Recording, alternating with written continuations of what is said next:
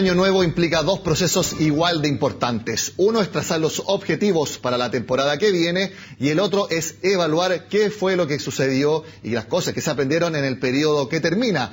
Esto último es lo que precisamente queremos hacer en este especial de Agenda Económica y para eso tenemos a un invitado de lujo, el ex ministro de Hacienda y también ex vicepresidente del Banco Central, Manuel Marfan. Manuel, muchas gracias por estar con nosotros. Muchas gracias a ustedes por invitar. Manuel, el primer tema quizás no es lo más noticioso porque no fue tan novedad, pero sí ha sido transversal durante todo 2015, la desaceleración económica, que la venimos arrastrando de 2014. En estos 2 años prácticamente vamos a crecer lo mismo, 1,9% en 2014 y cerraría el año en 2,1% según el Banco Central. ¿Cómo calificaría usted, solamente en términos de actividad económica, el año que estamos terminando? Bueno, no es un buen año. No es un buen año no solo para Chile, sino que también para muchos otros países. América Latina va a tener una caída de PIB este año y Chile tiene una desaceleración y es una diferencia que no es menor. Ahora, evidentemente que la desaceleración de China ha afectado mucho a las economías exportadoras de recursos naturales, como el caso de Chile. La desaceleración china ha sido mayor a la esperada. El año pasado, el Banco Central, cuando hizo una evaluación del año, dijo que la causa principal efectivamente por ese 1,9 había sido la desaceleración china, pero también dijo que había lo que llamaron un componente autónomo. Exacto. Que es un tema más bien de estados de ánimo, de mal ambiente para los negocios en Chile. Y aproximadamente un 25% de la desaceleración se habría explicado por este otro factor. ¿Cómo ve esa correlación para 2015? Bueno, es que ese es el problema, que lamentablemente el Banco Central no renovó esa estimación. Pero yo tengo la impresión que ese mal ambiente continúa, especialmente si revisamos que en las encuestas de expectativas económicas, estas encuestas también se deterioraron a lo largo de este año. Es decir, en cada uno de sus componentes, el IPEC, por ejemplo, también el INSEE es un poquito más matizado. Aparece que la percepción es más mala, en el sentido que yo lo interpretaría más bien como que la desaceleración del año pasado, la percepción de que era transitoria, y ahora yo tengo la sensación de que la percepción es que Chile tiene hacia adelante un horizonte de crecimiento relativamente mediocre. Manuel, usted habla de percepciones, quiero invitarlo a que vayamos a los números y también a las personas que están en sus casas para que veamos cómo cerró macroeconómicamente hablando el año 2015 en nuestro país. Para eso revisamos la siguiente gráfica. Por ejemplo, el PIB entre enero y octubre promedia 2,2%. La inflación anual, según el último informe de noviembre, 3,9% en los últimos 12 meses. La última cifra de desempleo que conocimos este martes, 6,1%, para mí lejos la sorpresa de todo el año. La inversión proyectada cerraría con un crecimiento de 0,7% en formación bruta de capital fijo, mientras que la productividad del tercer trimestre, según la medición de Clapes UC, cayó 1,5%, completando 8 trimestres seguidos a la baja. Con estos números, Manuel, ¿uno podría proyectar 2016 también parecido a lo que sucedió este año que termina y a lo que pasó en 2014?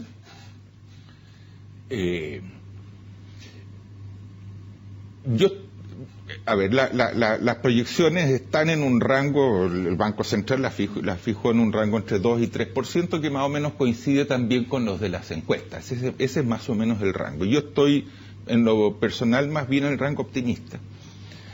Pero porque el supuesto que yo hago es que probablemente en la parte de expectativas, y quizás en esto más bien expreso un deseo, porque es muy difícil, es como la psiquiatría de la economía, es más compleja de prever, yo tengo la impresión de que podría haber un repunte.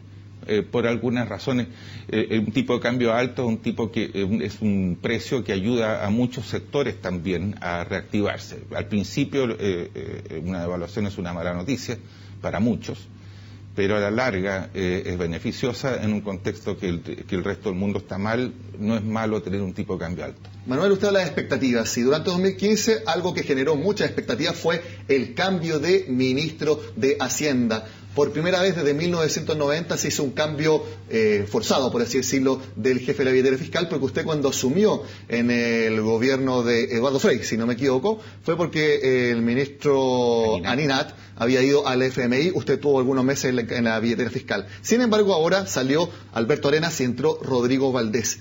¿Cuál es la evaluación que usted hace de ese cambio? Yo tengo la impresión de que no es un problema de las personas, ¿ya? Yo creo que hay un cambio de diseño, más bien. En el sentido siguiente. Alberto Arenas, yo lo conozco hace muchos años, él es un gran servidor público. Sin embargo, él participó de un diseño que de alguna manera renunció a un componente que había habido sistemáticamente durante muchos años en Chile, que era conciliar la lógica económica con la lógica política. Y la idea era más bien tener un ministro de Hacienda que molestara menos adentro del gobierno. Y por lo tanto, eso no es un buen negocio, ¿ya? Porque cuando la lógica económica le pasa a la lógica, la planadora, la lógica política, la política se toma revancha, y viceversa, cuando la política le pasa a la planadora a la economía siempre se toma una revancha. ¿A su juicio pagó el costo de enfocarse netamente en la aprobación de la reforma tributaria sin preocuparse tanto del componente de la actividad, del crecimiento de la actividad? Sí, pero hay un tema mayor de diseño. Yo tengo la impresión que la manera como se trabajó el programa, yo soy de la nueva mayoría, entre paréntesis, la mía es una crítica desde adentro, pero creo que la manera como se trabajó ese programa fue una manera en la cual para poder discutir había que estar de acuerdo. Las voces disidentes se dejaron afuera, y yo tengo la impresión de que eso no es bueno. ¿Y qué le pareció el cambio, la llegada de Rodrigo Valdés? Yo creo que marca un antes y un después en el manejo macroeconómico, evidentemente. ¿Lo ha hecho bien en el manejo macroeconómico Rodrigo Valdés? Yo creo que sí. O sea, lo primero que hizo, lo que ha hecho él es sincerar las cifras económicas, en el sentido de que había habido una sobreejecución presupuestaria, la idea es volver a ajustarse, ¿no es cierto? Hizo un cambio de la regla fiscal porque ya era muy difícil, dado lo que se habían dado, hacía difícil cumplir la meta de esa regla fiscal. Y de alguna manera inspiró lo que se llamó más adelante el realismo sin renuncia, es decir, la velocidad a la cual se iba tenía no solamente problemas de diseño, sino que además había un problema del impacto sobre la caja fiscal en una coyuntura que además era muy inesperada, porque Chile venía todavía del boom del cobre, ¿no es cierto? Y justo toca este periodo de vaca flaca, de vaca light, como dijo Diet, como dijo el ministro. Yo tengo la impresión que en eso lo ha hecho muy bien. A mí lo que sí me gustaría es que el ministro de Hacienda pudiera tener también más voz en los temas de las reformas estructurales. Precisamente, él va a tener una prueba de fuego en cómo resulte la reforma laboral que todavía se discute en el Congreso. De eso vamos a hablar con Manuel Marfan al regreso de esta pausa acá, en Agenda Económica. Seguimos revisando los hitos económicos de 2015 en Agenda Económica junto a Manuel Marfan. Manuel, quedamos de revisar la importancia de la reforma laboral, que ha sido sin duda el proyecto en el ámbito económico más importante durante 2015. Por lo mismo, los quiero invitar a que revisemos cuáles son las medidas más importantes a modo de resumen de este proyecto de ley que todavía está en la Comisión de Trabajo del Senado. Por ejemplo, el fin al reemplazo en huelga de manera efectiva, tanto externo como interno. La definición de los servicios mínimos, que son en definitiva las cosas que se van a poder hacer para mantener operando una empresa durante el país. También que no habrá huelga en empresas estratégicas que aún no se han definido. También hablamos de la titularidad sindical, que es el hecho de que solamente el sindicato puede negociar y también el que puede determinar si se pueden extender los beneficios a otros trabajadores no sindicalizados. Y por último, los pactos de adaptabilidad, que muchos también hablan de un poco de flexibilidad laboral. Este es el resumen, Manuel, de la reforma laboral que está en la Comisión de Trabajo del Senado aún. Usted decía que va a ser clave el rol de Rodrigo Valdés en este proyecto. ¿Cómo cree que va a resultar ese rol? Más bien expresé un deseo. Me gustaría que fuera clave, que no es lo mismo. Yo sé lo que piensa el ministro porque lo he escuchado, lo he leído en sus entrevistas. Él dice, estoy citándolo, él dice que si en una empresa el 25% de los trabajadores entra en huelga, sería malo que a la empresa no le pase nada. Porque obviamente que la huelga es la forma última de presión que tienen los trabajadores para poder conseguir beneficios.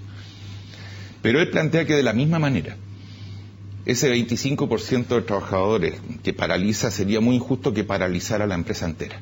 Que sea proporcional esa paralización. Y que por lo tanto, claro, y en consecuencia hay un elemento ahí de equilibrio que a mi juicio le falta a la reforma en la manera como está. Usted dijo que es parte de la nueva mayoría sí. partidario. ¿Es buena esta reforma, no? Yo tengo la impresión que tiene un defecto similar a la reforma tributaria y a la reforma educacional, en el sentido siguiente.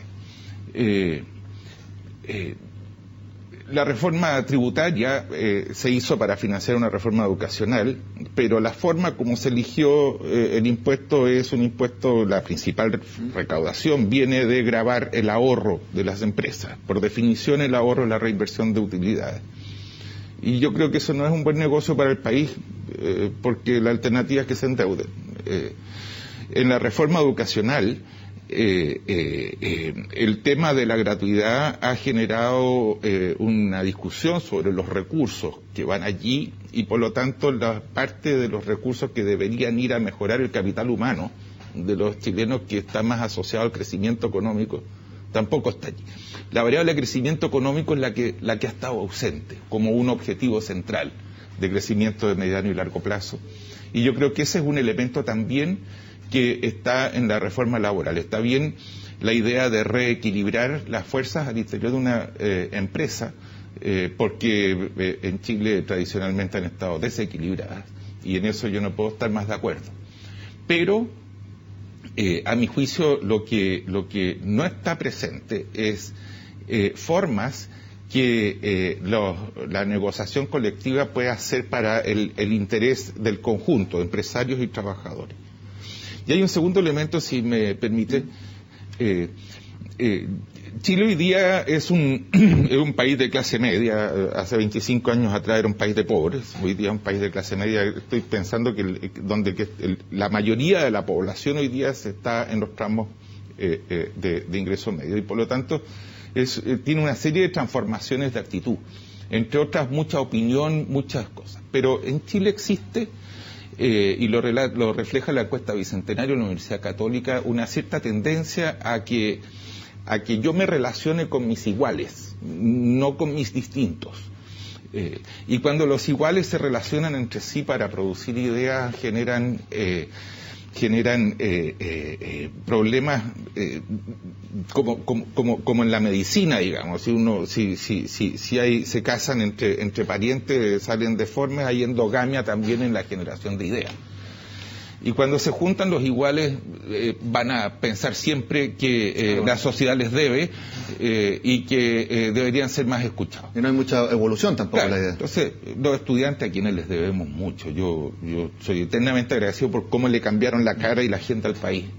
Sin embargo, cuando discuten entre ellos y solo entre ellos, obviamente que afloran los intereses corporativos de ese sector. Yo pienso que usen más derecho y por lo tanto surgen los movimientos trotskistas, los más pasados por la punta, los anarcos, etcétera. Pero que en el fondo es una lucha sobre quién defiende más los intereses corporativos de ese grupo. Y en ese sentido, y solo en ese sentido, no son muy distintos de la Nelly Díaz del registro civil, digamos. Que también entre ellos discutieron que tenían derecho a cerrar el registro civil para toda la sociedad porque ellos se lo merecían. Y así uno podría seguir. Estamos en una conversación entonces muy de trincheras. Entonces, sí, yo tengo la impresión que la búsqueda del bien común es algo que está bien que sea así. A mí me encanta una sociedad que tiene opinión y se expresa. Yo no estoy en contra de eso, digamos. Yo lo daría todo porque así fuera. Pero la búsqueda del bien común es un elemento que es propio del gobierno y del Estado. Y ese es el elemento que yo tengo la impresión que está ausente. Es una reforma laboral que está muy disparada hacia un lado de la balanza y que responde mucho a demandas que son propias también de intereses corporativos de los trabajadores, pero que algunas van tan lejos que pueden afectar el bien común. Manuel, me queda un minuto en este bloque para hablar de un tema que sin duda ha preocupado, hablábamos a Rodrigo Valdés, el ministro de Hacienda, que es la caída del precio del cobre. Con el cierre de este jueves, el metal rojo cayó más de 25% en solamente un año. Sí. ¿Cómo ve eso para los recursos del fisco y sobre todo pensando en 2016 y quizás un poco más allá? Sí. Bueno, es complejo. La riqueza en recursos naturales es una bendición y una maldición. Son las dos cosas, ¿ya?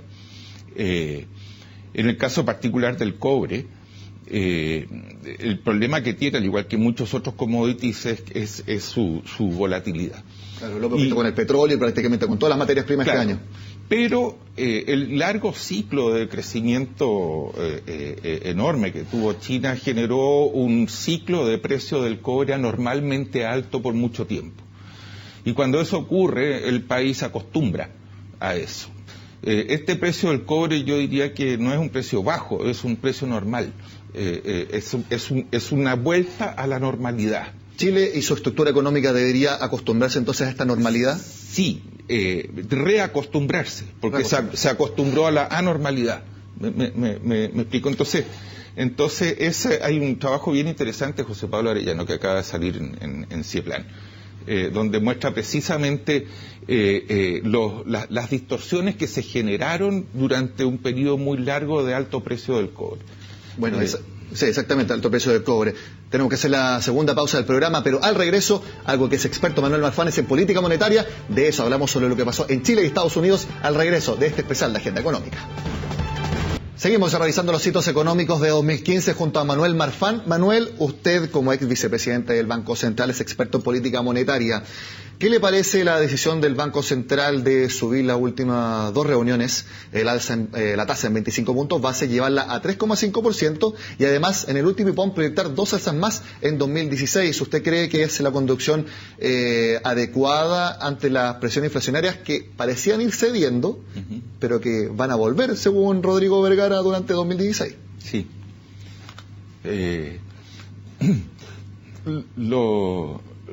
El punto más fundamental en la forma de hacer política monetaria de los países que tienen metas de inflación es la confianza. Es decir, si el Banco Central tiene una meta pero nadie le cree, entonces esa política monetaria no sirve y hay que cambiarla por otra. Frente a una devaluación es relevante que entender de que la inflación aumenta, pero que son efectos por una sola vez. De hecho, usted habla de devaluación, precisamente para, como usted puso el punto, quiero mostrarles cómo fue el proceso del dólar durante 2015, que ha sido tema también durante todo el año. De hecho, como vamos a ver en la siguiente gráfica, con el cierre de ayer, porque hoy día es feriado bancario, mire acá, Manuel.